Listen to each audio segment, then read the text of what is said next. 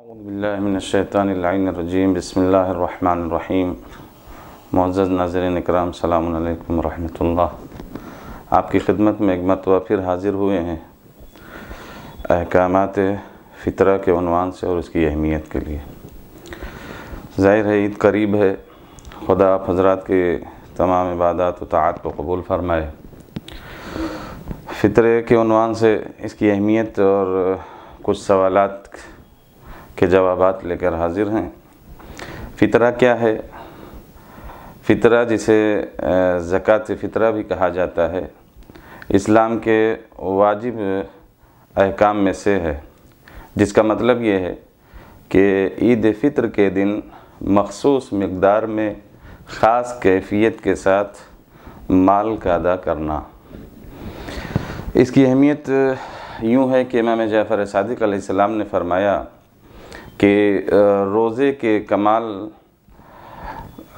زکوٰۃ فطرے کی ادائیگی میں ہے، جس طرح سے نماز کا کمال محمد و آل محمد پر درود ہے، اللہم صلی علی محمد و آل محمد۔ کیونکہ جس نے روزہ رکھا اور جان بوجھ کر فطرہ ادا نہیں کیا، گویا اس نے روزہ ہی نہیں رکھا۔ اور اسی طرح سے جس طرح سے کسی نے نماز ادا کی لیکن محمد اور آل محمد پر صلوات نہیں بھیجا، تو گویا اس نے نماز ہی نہیں ادا کیا۔ دوسری جگہ پر آپ امام صادق علیہ السلام ہی فرماتے ہیں کہ جس نے اپنا روزہ کسی اچھے کام یا اچھی بات سے اختتام کو پہنچایا، یعنی مکمل کیا، ختم کیا، گویا اس نے روزے کو قبولیت عطا کر دی۔ لوگوں نے سوال کیا، اے فرزند رسول، آپ نے جو فرمایا ہے اچھی بات، تو اس سے کیا مراد ہے؟ تو آپ نے فرمایا اس بات کی گواہی دینا کہ خدا کے سوا کوئی معبود نہیں ہے۔ اور اچھے کام سے کیا مراد ہے؟ تو آپ نے فرمایا اچھے کام سے مراد فطرے کی ادائیگی ہے۔ شیخ صدوق علیہ الرحمہ نے اس روایت کو نقل فرمایا ہے توحید میں۔ پھر امام صادق علیہ السلام اپنے وکیل متعب سے فرماتے ہیں کہ جاؤ جن جن کے اخراجات ہمارے ذمے ہیں ان کا فطرہ ادا کرو، اور دیکھو کسی ایک کو بھی فراموش یا چھوڑ نہ دینا، کیونکہ اگر کسی کو چھوڑ دیا یا فراموش کر دیا تو مجھے ڈر ہے کہ وہ فوت ہو جائے۔ راوی متعب اس نے سوال کیا کہ اے فرزند رسول، فوت سے کیا مراد ہے؟ شاید راوی کی مراد یہ رہی ہو کہ چونکہ فوت کو عربی زبان میں فاقد ہونا، مفقود ہونا، گم ہو جانے کے معنی میں بھی استعمال کیا جاتا ہے، اس لیے راوی نے یہاں امام سے سوال کر لیا۔ تو امام علیہ السلام نے فرمایا فوت سے مراد موت ہے۔ تو آپ اس حدیث اور ان روایتوں سے اس کی اہمیت کا اندازہ لگا سکتے ہیں کہ فطرہ کتنا اہمیت رکھتا ہے۔ اب اگلا سوال کہ فطرہ کس پر واجب ہے؟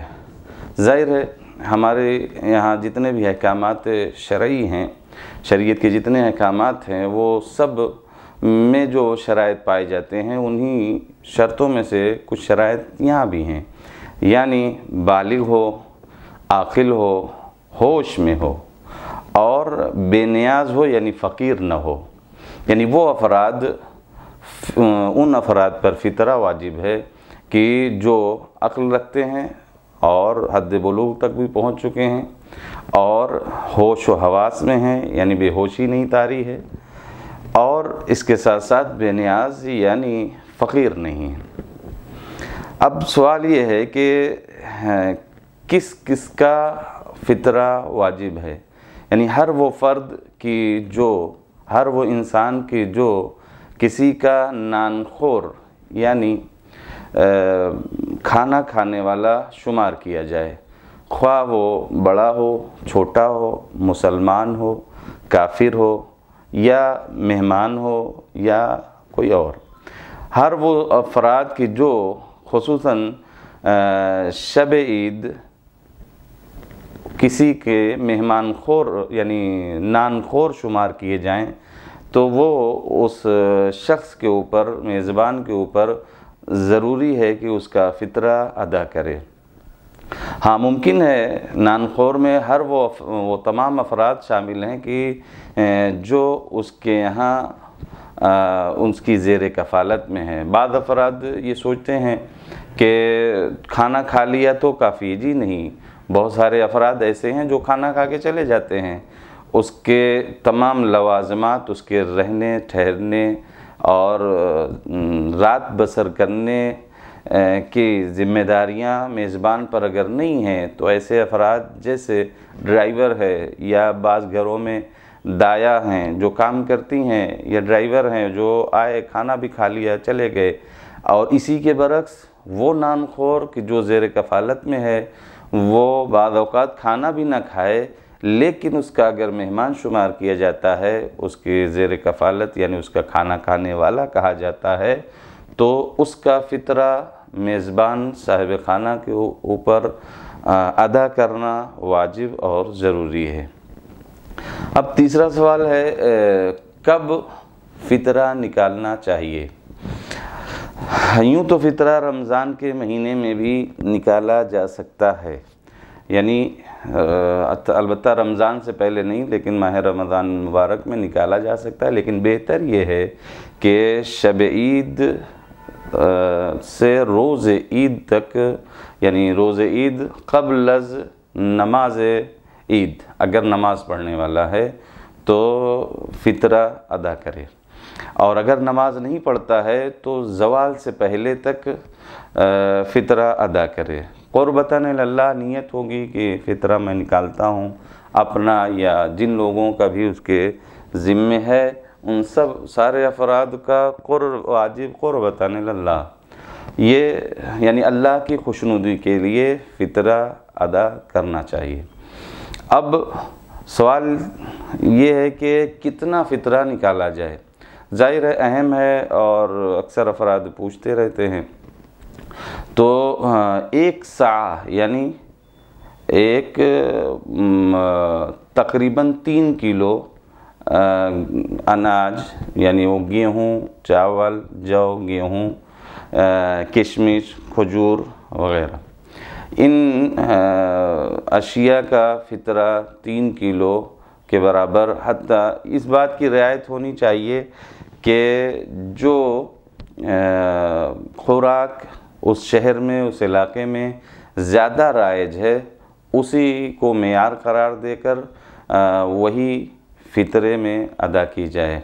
اب یہاں یعنی فرد مراد نہیں ہے بلکہ علاقہ اور شہر ہے، مثلا مجھے کچھ پسند، فلاں کو کچھ پسند، تو یہ شخص مراد یہاں نہیں ہے بلکہ وہ شہر کی جس شہر میں جو خوراک زیادہ رائج ہے، غالب ہے، انہی اشیاء سے 3 کلو زکوٰۃ فطرہ ادا کیا جائے۔ اب یہاں یعنی کس کو دیا جائے یہ بھی سوال ہے۔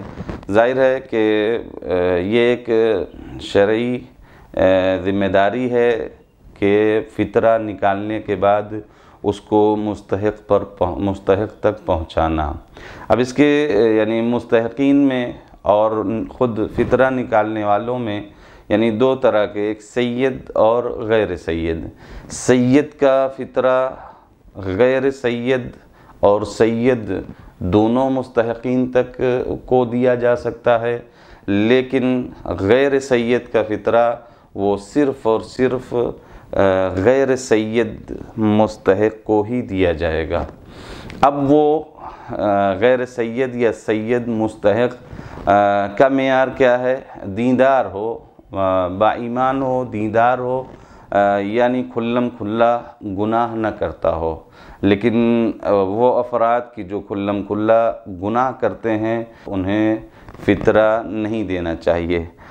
اب معیار فطرے کی ادائیگی یعنی فطرہ جسے دینا ہے وہ اپنے شہر میں ہو یا شہر سے باہر ہو، اس کے لیے فقہا کہتے ہیں کہ سب سے پہلے خود اپنے شہر میں بلکہ مستحب ہے اپنے عزیز، اپنے خاندان میں، پھر اپنے پڑوس میں، پھر حتی اہل علم اگر مستحق ہیں تو ان کو ترجیح دی گئی ہے۔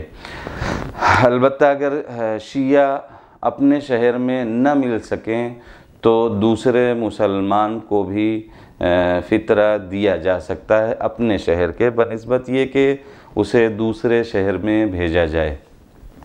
البتہ جائز نہیں ہے ناسبیوں کو دینا، یعنی وہ لوگ، وہ افراد کی جو اہل بیت کے سے دشمنی رکھتے ہیں، انہیں فطرہ نہیں دینا چاہیے۔ ایک بات اور اس میں آتی ہے کہ وہ افراد کی جو واجب النفقہ ہیں، مثلا بیوی یا ماں باپ، تو ان کو بھی یعنی فطرہ نہیں دیا جا سکتا کہ ہمیں انہیں خرچ دینا ہی ہوتا ہے، اب انہیں فطرے کی رقم ہی ان کے سپرد کر دی جائے، ایسا صحیح نہیں ہے۔ پھر ایک سوال یہ ہے کہ کیا جنس فطرہ بدلا جا سکتا ہے؟ یعنی فطرے میں اگر گیہوں نکالا گیا تو اس کو فروخت کر کے اس کا پیسہ مستحق تک پہنچانا، یا پیسہ ہے تو پیسے کو ہی چینج کر دینا، یہ سب آقا سستانی کے نزدیک جائز نہیں ہے، یعنی ایسا کرنا صحیح نہیں ہے، بلکہ جو رقم یا جو جنس فطرے کے طور پر نکال دی گئی ہے وہی اس مستحق تک پہنچائی جائے، یا مستحق کی طرف سے یا مجتہد کی طرف سے یا اس کے بااختیار وکیل کی طرف سے یہ اجازت لے لی گئی ہو کہ اس رقم کو ہم توڑ رہے ہیں، یعنی اگر چھٹے کے عنوان سے چینج کے لیے بھی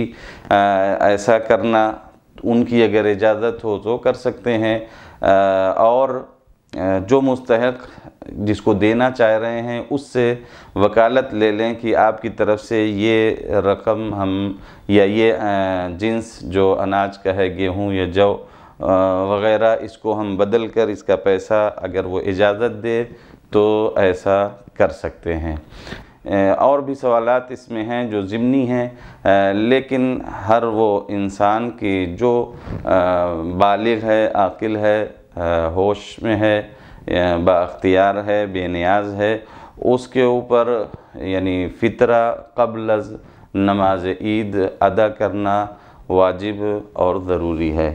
لہذا آج کے لیے بس اتنا ہی، انشاءاللہ پھر ملاقات ہوگی۔ وآخر دعوانا الحمد للہ رب العالمین۔